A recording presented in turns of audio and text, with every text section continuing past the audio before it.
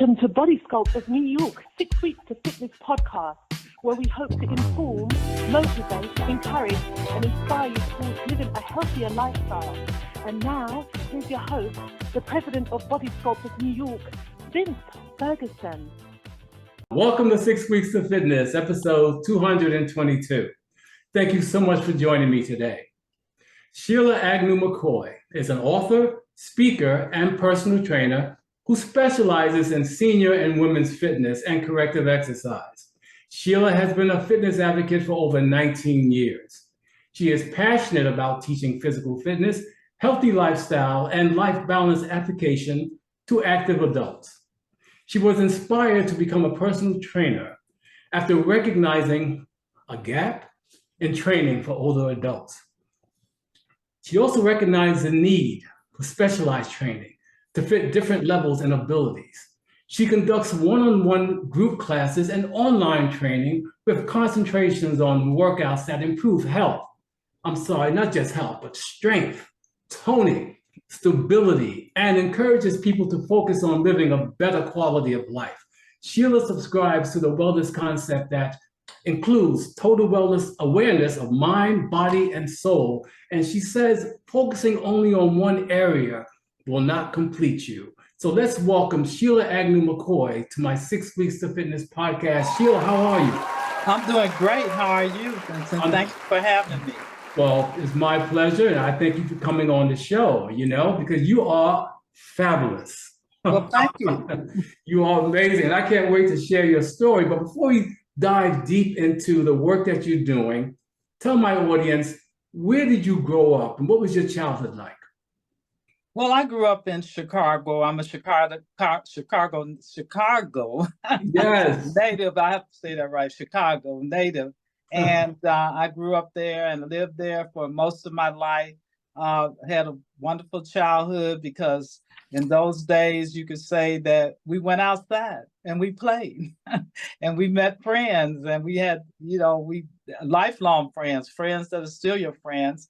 I had great parents, had 3 sisters, no brothers, and we grew up on the south side of Chicago and just had a great childhood, playing and living life, and nothing was hard for us. We were blessed, but if it was, we didn't know it because everyone around us had the same thing. Yes. So, yeah. So fitness was not what you were trained in, but you were very active growing up. So when did you start to get into fitness? Well, I didn't get into fitness until I was an adult. Growing up, like going to gym and yes. I played outside and all that, but going to gym and all that, that was not really a thing that I enjoyed doing in high school. But as I grew older, I started to realize the benefit of staying fit and being active and being healthy. And I could say that most of my adult life, I've been an advocate of health and fitness. Beautiful. Because I know your background spans about 19 years in fitness, right? Which is great. But what or more. Okay. I would say that it probably would be more, but with concentration on, health and fitness for about 19, 20 years, yeah. Okay. But what inspired you to focus on senior and women's fitness, and what specific challenges do these groups face? Well, I was inspired because one thing I used to do is wherever I go, I'm going to find a gym to work out, whether I'm at a hotel or whether I'm at someone's house. Either it's going to be a gym, or I'm going to find a way to walk or something like that. So some of my church members started asking me, what did I do? And some of them wanted to come to the gym and check out the gym and see what goes on. So I would bring people to the gym and say, well, this is what happens. And then sometimes people would stop me in the gym and say, wow, I wish I could do that. And I would just really be doing lunges, not really thinking, maybe lunges around the gym, not really thinking that I was doing something really out the ordinary or anything. But I noticed that people started questioning me and saying, how do you do that? And I wish I could do that. But what inspired me to become a senior fitness and women's fitness, because those are the people that I were inspiring. I was inspiring women and some older women. But in the gym, a young trainer noticed that some of the things that I was doing, and he suggested that maybe you should probably think about being a senior fitness specialist. And I was like, something I had never thought about. I was just working out for me. And Right. so I would help people along the way if they asked, but I wasn't thinking about being a trainer or anything. But when he said that, it really struck something in me because I also am an advocate of self-development and motivating for women over 40. And I had done workshops and seminars, and I had just worked with a group that I was doing. It was actually Over 40 Women was part of the name of the group. And I had just did some projects with them on inspiration, motivation, self-development, and all that. So it really fit into my lifestyle. It fit into what I was doing. And a couple of years before that, I had written my attempt at writing a book called All About the Veterans of Life, Women Who Have Had Long Life Experiences. And so I was writing a book to motivate and inspire older women. And that was based on a project that I had done with a business partner where we had did a women's expo in Columbus, Ohio, where I lived at the time. So everything kind of fell into place, and I decided to get certified as a personal trainer. And my specialties are senior and women's fitness and corrective exercise. So this is what I think about it. It's not just about me, it's about people I can help along the way. And it's not just about how you look, it's about how you feel. Oh, most definitely, Sheila. That's great. That's great. Now, but what specific challenges have you seen in those of us who are over 50, over 60? Well, the biggest challenge is just deciding to do it, deciding that you're sick and tired of bad doctor reports or sick and tired of not being able to just get out of chair. That's something that people, have a hard time doing because it generally has to do with our lifestyles, what we did. Working today is a little bit different than it was when I came up. You might spend 30 years on one job. Right. And so those things that you were thinking about when you were doing like this on the phone all day, or what is that about? That's your neck and your shoulder and your spine. Or you were standing all day, like the area that I'm in, is a lot of airline employees, former and present, that live in this area. So I got a lot of people who have had hip surgeries, knee, feet, So those things we didn't think about. And so now that people are thinking about them, the hard part is starting. Yes. The hard part is starting. So I say a start is one part of it. Stick is another part, and stay. Those are the three things that's difficult as you mature. Start, stick, and stay. Right. 3 S's. That is awesome. I must remember that. Start, stick, and stay. Now, there's a gap, though, when it comes to training seniors, right?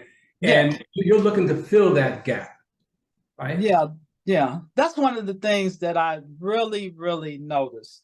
I noticed that when I would see some, not all, but when I would see some trainers, let me just put it like this way. There's some great trainers out here of all ages, but you have to really train an older adult in most cases, different than you train someone that's younger. So if an older adult has not been in the gym for 25 years, okay, that's trained different than someone who's 25 years old.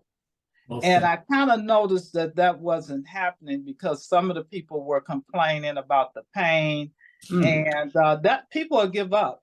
If it hurts, they will give up. Or if they see that people are in the gym doing all kind of wonderful things and they cannot do it, then they will give up. So the other part to that is not just the training of older adults, but you have to motivate and inspire them as well. because you're in the gym and you're looking, because I know I've been there years ago. I was looking at other people and I'm like, well, how do they do that? You know, why did they do that? I'm sorry, I'm trying to. So how do they do that? Why is it that I can't not do that? So I'm looking at other people, so I'm not motivated to go back because I can't do that.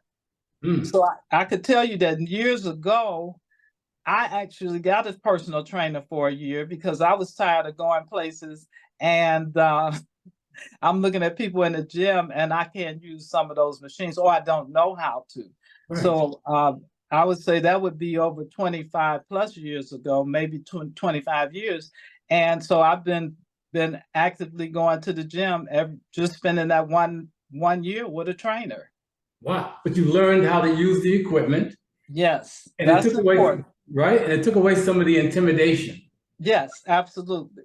Absolutely. So would you say more seniors need role models, that they people that they can look up to mentor them and show them that they can do it? I would say that's not the key thing that they need, because most of the people, if they decide that they want to change their lives, that's already there. It's already in their mind. Right. So they need someone to come along and assist them, because you have to understand also with a lot of older adults, they've been afflicted with different things. It could be high blood pressure, it could be diabetes, it could be just you got up in the morning. So those are things that, you know, we need to be cognizant of when we, you know, are training in the gym. Yes, most definitely. Now, you also do corrective exercise. So when participants, some of your clients come to you and they have issues, are you able to help them by showing them how to correct their form, how to ease back into it? What do you do with corrective exercise? What is that? Well, really, corrective exercise is, you know, correcting the imbalance that a client might have, whether it's due to a disease or an injury. So you want to get them back on track. So you work with them in a format that corrects whatever that, if it's an imbalance or if it's an injury, because you want to get them back on track. So that could be, like I said, an injury, someone, you gradually, it kind of works. I've worked in conjunction with physical therapy on some of my clients. They go to both of us, but it's really helping you to get back to your normal activities as soon as you can.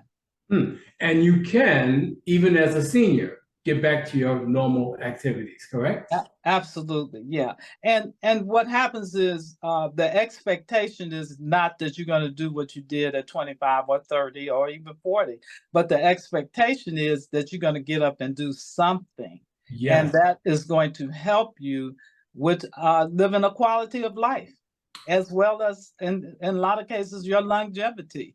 So it's going to help you with living a better quality of life. And that's what we want to do.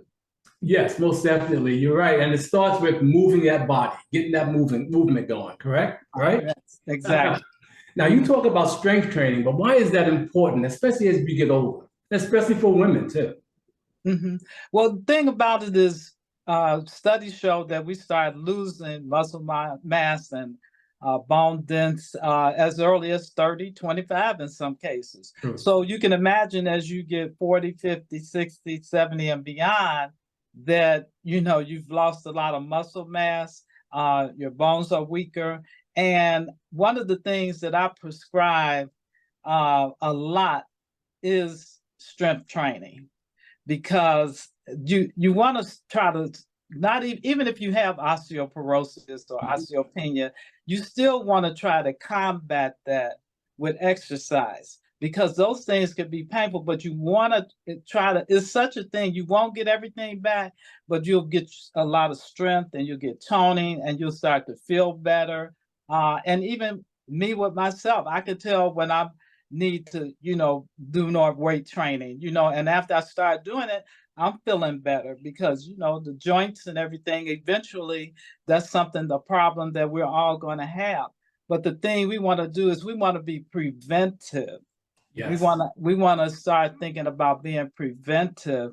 So when those things happen, it won't be as hard. And this is for younger people as well. It won't be as hard to deal with some of the things you would have to do with to deal with as you age. Oh, most definitely. I know people in their 40s complaining now about their health, their strength, their bones, osteoporosis. I said, if you're complaining now, what's going to happen in your 50s and 60s and beyond, you know? Right. Yeah. So start now. I Yes. always tell, because I get young ladies that come up to me a lot and they say, I want to look like you when I get your age. And I'm like, you know what? I want you to look like what you want to look like, but you don't have to look like me, but you can look like yourself, and you could be that person right now. You don't have to start when you get older. Right. Start right now. Yes, yes, most definitely. A lot of people don't realize that a lot of the problems they have when they reach their 50s and 60s is because of the neglect they did to their bodies in their 30s and 40s. Right. You know, Right. so you're right. Start now. There's no time like the present, right? Right. Yeah, start now. I mean, and I just tell them straight out. I'm like, no, you don't. You do not want to look like me. Yeah. You want to look like yourself, but you you. want that to be your best self. You want that to be your best self. So start now, and start smart and work your way up. Most definitely. Now, in your opinion, what are the most common misconceptions, though, about fitness and aging, and how do you work to dispel them in your training and coaching? Well, the misconception is I can't. I'm too old. Yes. I'm too tired. Yes. People will laugh at me. All of those, what you can't do. Yes. And that's the misconception, is that what society, the little box they put you in as you age. Yes. And a lot of that is changing. We call that age positivity now. Oh, so right. A lot of that is changing. So the misconception is society says you're not supposed to do that when you reach a certain age, or what you should be doing when you reach a certain age. I say throw that out the door. Yes. Big Mama don't live here no more. Okay. Yes, yes. And I also think that it benefits the medical industry and other industries when they can make you think that, okay, you're 40, you're 50, okay, it's over for you now, you know, so you might as well sit down and just watch life pass you by. Who does that benefit, right? It doesn't benefits no one, and it goes, and if that's medical, that means the cost is going back to the taxpayers, because cost of medical treatment is up, all of those things. And you could, sometimes if you go to the doctor and you sit in the office and you see people coming in, you coming out, and personally, from my experiences, when I go to the doctor, and that's another thing, make sure you do get your yearly and whatever appointments you have, keep them. But when I go to the doctor, they always say your age so they can identify you, and they say somebody wrote this down wrong, because they say they have people that come in much younger than me that are in such bad shape, and what can you do when a person is that young and, they're already starting on that path? So it's not just about how we look, like I said before, it's how you feel. When you go to doctors, you want your numbers to be better. You want to improve the numbers. That, when I say numbers, I mean diabetes, high blood pressure, whatever it may be. You want to improve all of that, know. So I'll know your numbers. Yes, I know in the African American community, the high blood pressure seems to be prevalent. So many, but why is that? And diabetes. Why do you think that is? It's our diet. Excuse me. It's our diets. And the good thing about both that you just mentioned, the good thing about it is we can control it. We can be in control of that, but we are systematically think that we can sometimes, but it's also a part of society. The kind of foods that we grew up eating, the kind of foods, that and the environment and the kind of foods that we eat. So the lack of exercise, all of those things affect high blood pressure and diabetes, and they both can be controlled with your diet. And it's high in the African American community, but it's prevalent in other communities such as the Latino community as well. So it just comes down to maybe we don't go to the doctor as much, and maybe we can't afford to, or sometimes there's a mental block there. You don't want to, you don't want any negative news. So there are those kind of things that prevent us. And I just say preventive care is the best care.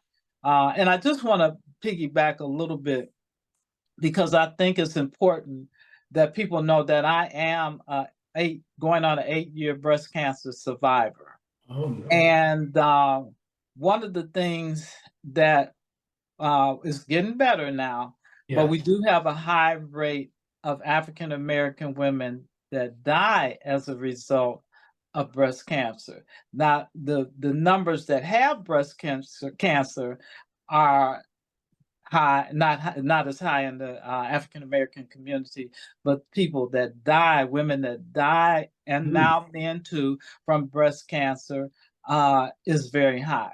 Whoa. So that again comes with preventive care. And sometimes we don't know, sometimes things just happen. Yes. You can have a family history of breast cancer or cancer in general. So sometimes it's hereditary, sometimes it's family history, sometimes it's age, lack of exercise, proper diet, all of those things. So you don't know what can happen at any time. The key is to prepare yourself. Prepare yourself. Like I do exercises for Breast Cancer Awareness Month. I do special exercises so people can get back to their regular quality of life and those kind of things. But you want to prepare yourself. So mentally, no one wants to hear that diagnosis. Right. But mentally, I was probably more prepared because it's something that I was very aware of. I was knowledgeable of. I do health fairs and things of that sort, so I had information and everything like that. So I was blessed. I had an early stage breast cancer. Again, make sure you go for your checkups because I actually was found and my doctor was doing a routine checkup. So make sure you do those kind of things and don't be afraid because it's better that you're here and living and know it than not know it and you're not here. Oh, most definitely. Very good advice there, Sheila. Thank you so much. Now, I know that you run a highly active online Facebook community called Lifestyle Fitness for Active Adults. I've been to that website, the Facebook group. It's amazing. But how has that online space shaped your approach to fitness? And what do you think has contributed to the success of your Facebook community? Well, I think people want to have an accountability, and it's good to have someone that's accountable. And I made in my lifestyle fitness for active adults. I try to keep it to the group because I know that those are people in that group that really want to know and want to hear what's going on in terms of fitness. I could talk about motivation. I could do. I'm not a great cook, but I do some recipes that are good and healthy. And I think that people really want some, and they want someone they can identify with. That's the most important thing. Yes. So you'll say, if she could do it, then I could do it. Yes. And that's the key. They want someone they can identify with. So it's cool to watch a lot of things on social media, and a lot of it is beneficial, but there are also limitations as we age of what we can and cannot do. And there are exceptions. There definitely are exceptions. I have friends that in their late 60s that are bodybuilders and all of that. So there are exceptions, but for the most part, we just want to be healthy and fit and have a quality of life. So that's what I Yes. do. And that's what that community is designed for. And it's amazing because they gravitate to you because they can identify with you, right? Exactly. That Exactly. Yeah. that is Yeah. beautiful. Now, but let's talk again about nutrition a little bit because I want to find out what is your nutrition lifestyle like? I'm basic. I always tell people I'm really basic. I am breakfast, lunch, and dinner person. Breakfast, lunch, So and dinner. I like to eat my breakfast, not a heavy. I like to eat lunch and I like to eat dinner. And that's what I do. I like to have all of that done by 7 o'clock. And so I'm really basic, but I have not personally eaten beef or pork in probably 40 years. So I'm light. I sometimes occasionally have seafood, occasionally chicken and all that kind of stuff. But then my vegetables and fruit. And that's what I always suggest to people to do is to, just keep it basic. If you can't do anything else, just eat your breakfast, lunch, and dinner and just include the things that you need, your nutrients rather. But here's the deal: as you age, the most important thing you need is good nutrition. Yes. You don't need to eat a lot. You don't need to eat a big plate of food and all that. Now, if that's your choice, fine. But the key is to get your nutrients. Your proteins, your carbs, and all those, the macronutrients, and all of those things that you need, your fat, all of those things you need. And that's what the key for me is. Now, when it comes to whether you're a vegan or a vegetarian or whether you practice, what is the timing thing, intermittent. So whether you practice that or not, or, if you have special needs in your diet, that is, to me, I'm not a nutritionist. I do some nutrition coaching, but I'm not certified in that right now. I'm actually studying that. But I just try to get people on the right track of what not to eat. I've had people come in that say they drink up maybe 6 cans of soda a day or between 2 days. And well, that's your problem. Oh my goodness. What? Yes. I mean, and people actually have cases lined up in their kitchen of soda.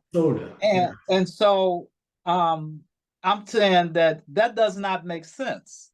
So you have to be sensible. And I've had a case where the lady actually did that. And within a month and a half, she was down to maybe 1 can a day. That's a win. Yes, that's a win. Huge win. Yeah. So you could do it, but I was like, girl, that's for point number one. That's what you need to get rid of, Yes. So I say I'm a fruits, vegetable, all the things that you need on your plate that is recommended. Yes. And I don't try to get into whether you should be a vegan or whether you could be a vegetarian and all that. Right. I just want to say eat healthy and eat nutritional meals. Right. Well, definitely. You said something about eating your last meals around 7 o'clock. I try to. I try to. Yes. But most days I do that. And the reason why is because all of that is still with you. When you keep eating real late like that, that's food that's still in your system when you're trying to go to sleep. And that really affects your sleep. Yes, it does. So, and as you get older, another thing that happens is you have to go to the washroom a lot of times at nighttime. And, you might be getting up 3-4 times a night. So you want to stop drinking early too. I tried for 8 because I get a little thirsty. But that makes a difference that affects your sleep when you have to keep getting up 3 and 4 times a night. So you want to try to sleep with your system as clean as possible. Very good advice. So many people need to hear that. It makes a significant difference in how you sleep. Again, good sleep, you re-energize, your body rejuvenates overnight. You wake up feeling refreshed, more energetic, and you burn more calories the longer you extend the time you eat, the time you wake up. I just absolutely love that, Sheila. Wonderful. Now, let me ask you this, 'cause I know you're an entrepreneur as well. And you also, I think you had some experience working in the event space. Right. So so let me ask you about that. Have you noticed some type of crossover between what you learned in that phase of your life to fitness? Well, let me say this. Whatever you do always can transfer to what you will do in the future. Whatever you do as you're younger can transfer to what you do in the future. Now, we talked about I had a health and fitness fair at my church this weekend. Right. And my skills as an event planner plays a major part in me developing a plan for the health fair now in my 70s, at 73. I think that's how. Wait a minute now. Okay. So I reached out to you because I saw that you were over 50. I said, okay, maybe she's like 55, whatever. Great. I want to expose more people, older people like ourselves, to my audience. And then now you say you're 73. Now, I do put that in my post, but you missed that. I missed that one. That is amazing. Absolutely amazing. But it just goes to show, and you are vibrant, you are radiant, no signs of aging whatsoever. Well, you know what? I want to thank you for that. And it's all true. So that's why you are able to inspire people. Yes. But it does make a difference in transferring your skills to different things that you've done in life. But yes, I was an event planner. I was a premier event decorator in Chicago. I started doing things nationally for groups and organizations. Nationally. And I just kind of, as I got older, I really moved into other things that I enjoy, such as motivate and inspire. I enjoy doing workshops and seminars and speaking and writing and those kind of things. So you could say that as long as the wheel keeps turning, I'm just gonna keep rolling with the wheel.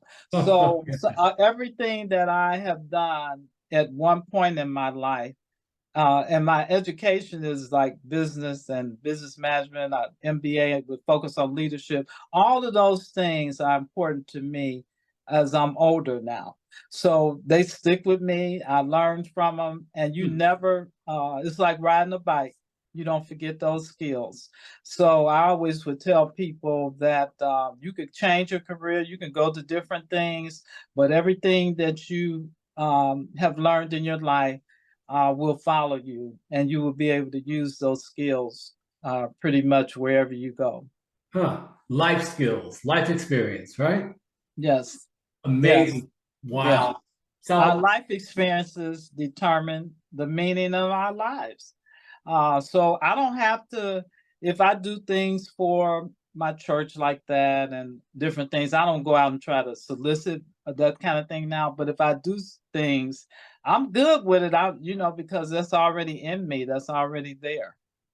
Oh yeah, most definitely. Wow. And speaking of your church, I know that you're the health and fitness ministry leader of your church, Cornerstone Baptist in Georgia, and certified trainer. What role does faith play in your personal approach to wellness, and how does it resonate with your clients? Well, actually, the foundation of physical health is spiritual health, and that's what we always say in my church, that you come there and you're gonna get spiritually fed and physically fed. So it's important. It's like you have to have something to believe in. And if you could be as fit as, I don't know what on the outside, you could look like muscle bound, you could do all of that. And if you don't have that power within, then it just doesn't come off the same. You could tell the difference. You really could tell the difference when people are out here representing the fitness industry. I think that's a beautiful thing, and I love it. But I could tell the difference between those who are spiritually fit and those who are not spiritually fit. It just shows in their persona. And that doesn't mean you have to go to a church, but that means that you have to believe, or you should believe in something. Oh, most definitely. That's beautiful. And I totally agree. And I can tell that you're radiating not just physical health, but spiritual health as well. Right. Comes Yeah. across. I can see that. But how has your message been received in your church, the church members that you work with? Oh, my church members receive it real well. Now, it could be hard because Yes. as we talked before, churches like to eat. Thank you. Yes. And But you know what? You're gonna work. If you do that, you're gonna work. So I might have we might be out walking on. We have a real nice trail we walk on. We have people that may not be able to do that, so we do seated exercises. So we've had weight challenges and all of those things. So it just keeps people healthy minded, yes. and and then when they see me and they have a piece of cake, they like they had, and I'm like, you know what? You should eat that cake because I'm gonna eat my slice. But Yeah. I'm gonna eat my slice. But the difference is I know when to stop. So at some point, I'm just gonna eat a slice. I'm not gonna eat the whole cake. Right. Exactly. So that's the difference, and you just have to have discipline. Yes. Most definitely. You're gonna eat just slice, just won't eat the whole cake. I like that. That's right. Yeah. And you're gonna burn it eat off. the cookie or whatever, Yes. whatever you do. Like I said, I always try to think healthy. But sometimes if I go on vacation, I was on vacation a few weeks ago and I enjoyed my vacation. I didn't, we went to dinner every night and I ate what I wanted to eat because I wanted to enjoy my vacation. So enjoy yourself. Yes. And like I said, whatever your diet is, it's good as long as you eat nutritious meals every day. Then you're fine. You're on the right track. Oh, most definitely. I had a friend tell me that she lost 15 pounds, but when she went to Jamaica on vacation, she found it. Yeah. Like, okay.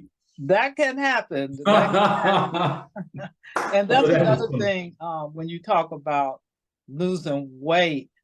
And I'm not a lose weight quick in that train of thought. I think it should be gradual. I don't think you should lose weight for an event. I think you should lose weight for life.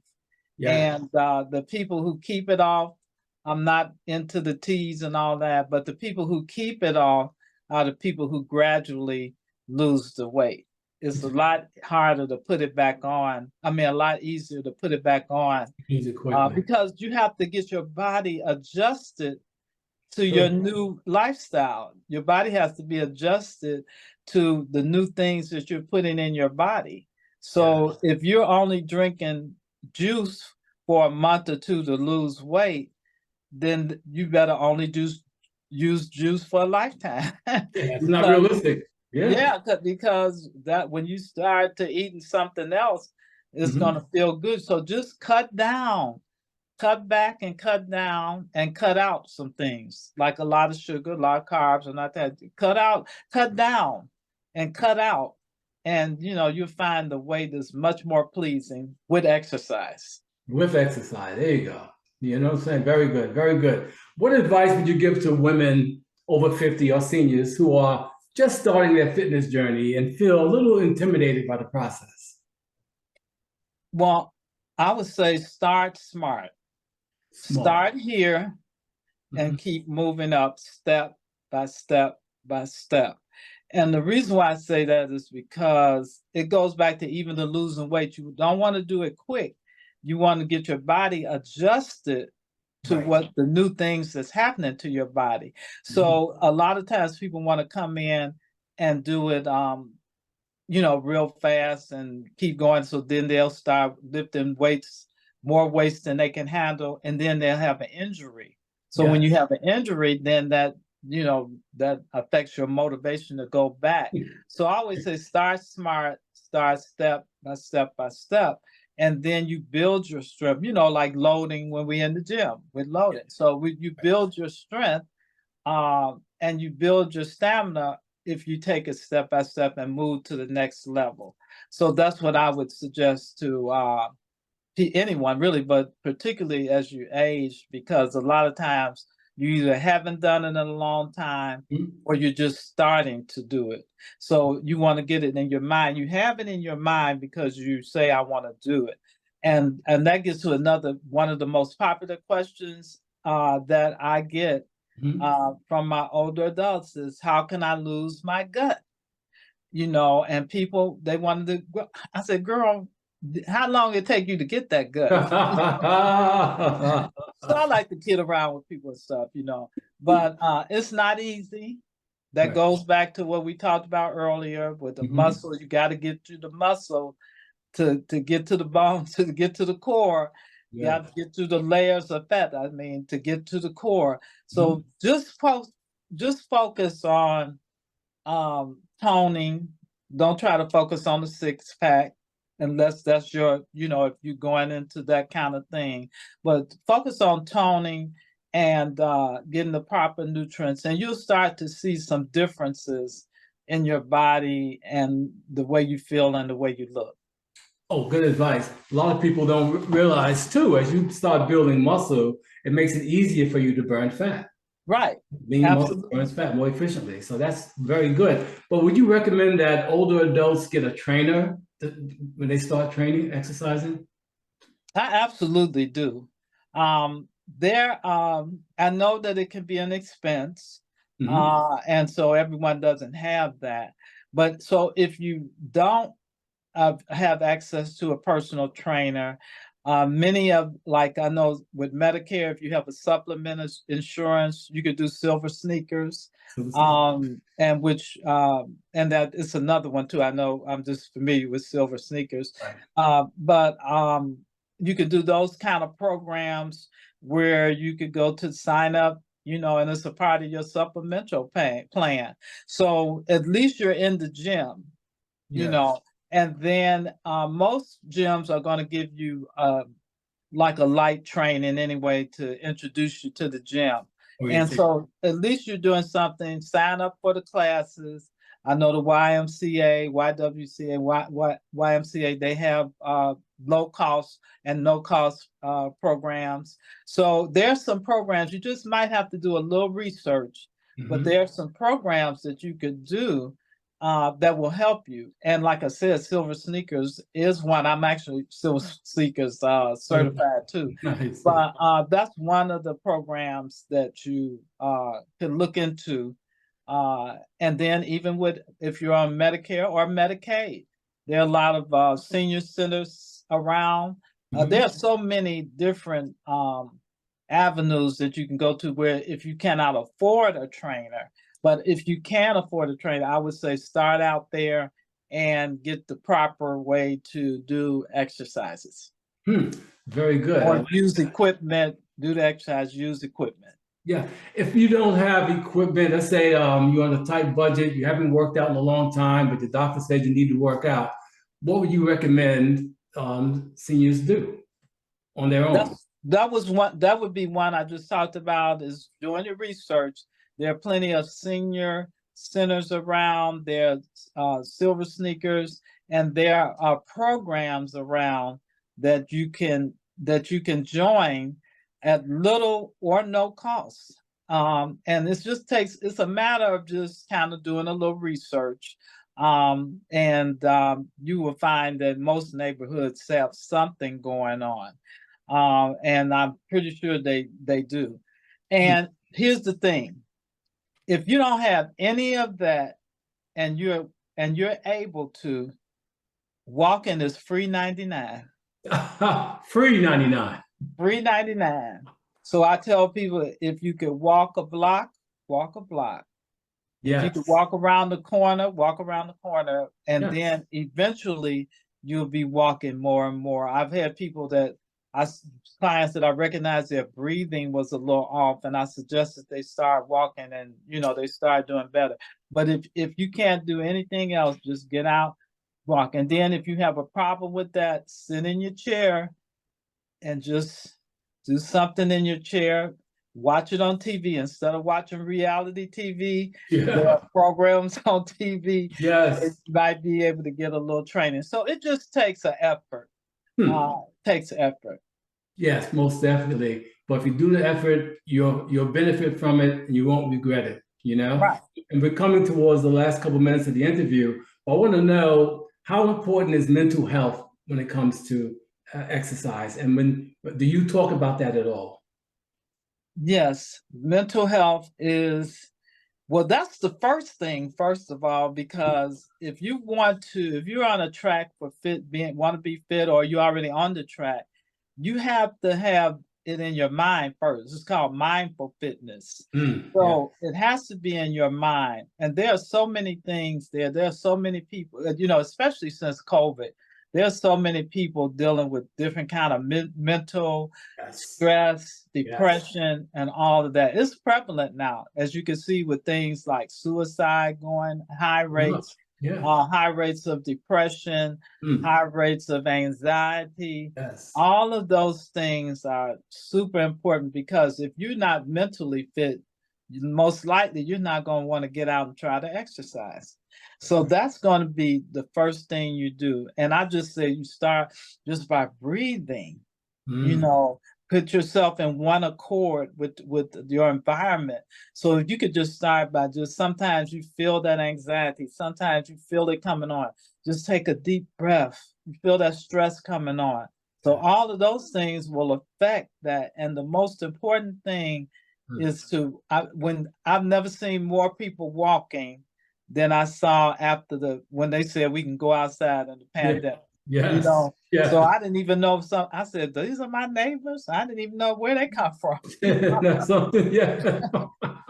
But everybody was walking. Yes. Because they understand the importance. Now it's dwindled a lot, but mindful. I think that was one of the things we covered this weekend too, is the things that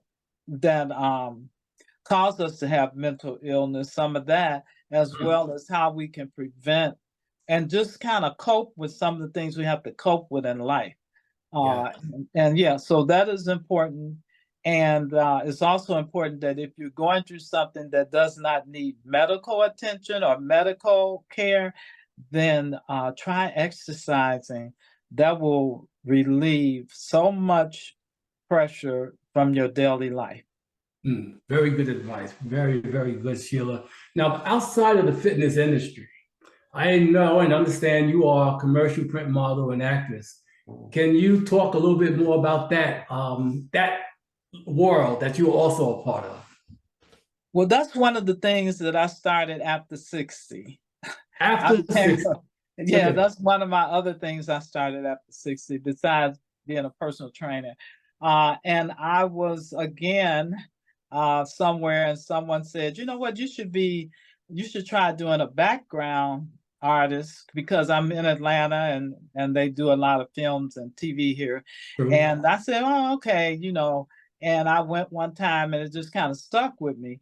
And so with that, I was saw by an agent who was looking for someone with my characteristics in her agency. She was kind of starting out.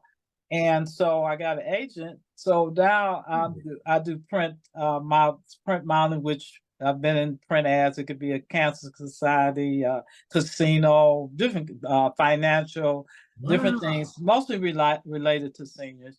And the acting is mostly independent things. And with background, you could see me in different things. And I've been on projects like Walking Dead, all those things that they do in the Atlanta area. So it's fun. It's something that I do extra, and I would suggest that. And again, since the pandemic, a lot of seniors have gotten involved with doing acting and commercials and all that. So that's another avenue if you're Yes. growing older.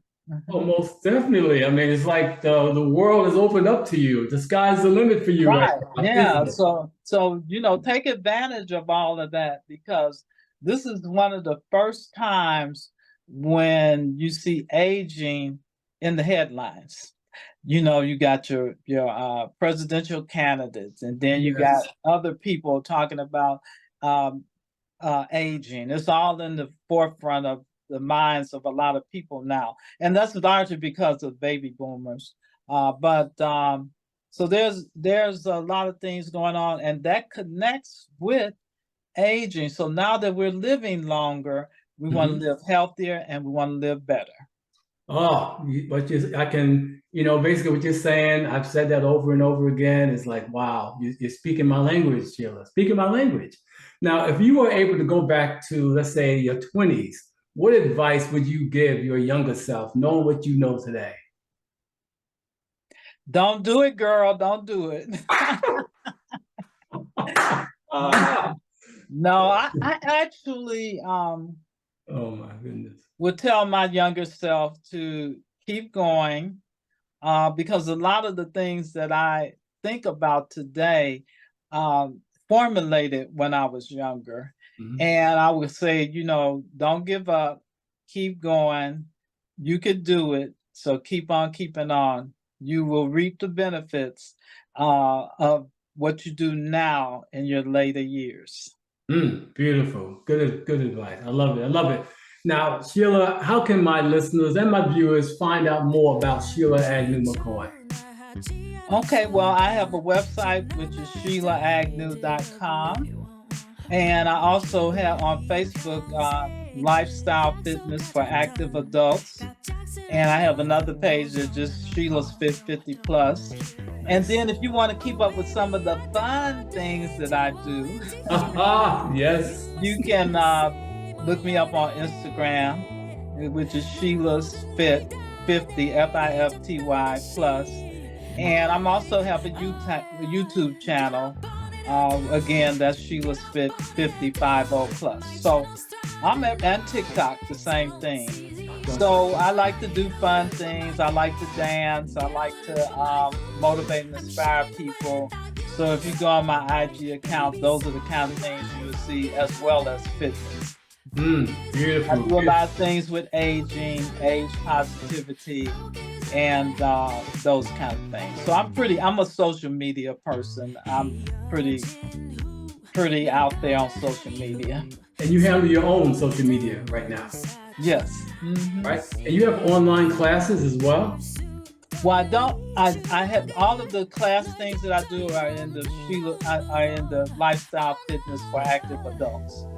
Okay, awesome. So Sheila Agnew McCoy, on behalf of Body Scope of New York, it's my nonprofit organization, and 6 Weeks of Fitness, my podcast, I truly want to thank you for coming on my show today. Well, I want to thank you, Vincent, and I really want to encourage you. I see what you're doing, and it's a great thing. It's a beautiful thing. And I want to encourage you to keep on keeping on. Oh, thank you so much. I can appreciate that encouragement. I really do. And to my listeners, I truly hope this program was informative, encouraging, and inspiring, and that you will continue tuning in to our 6 Weeks to Fitness podcast. And if you have any questions, comments, or suggestions for the show, please leave them in the comment section below or email me at vince@6weeks.com. And please don't forget to subscribe so you don't miss any future episodes. And remember, we don't stop exercising because we grow old. We grow old because we stop exercising. All right. Sheila? Love it.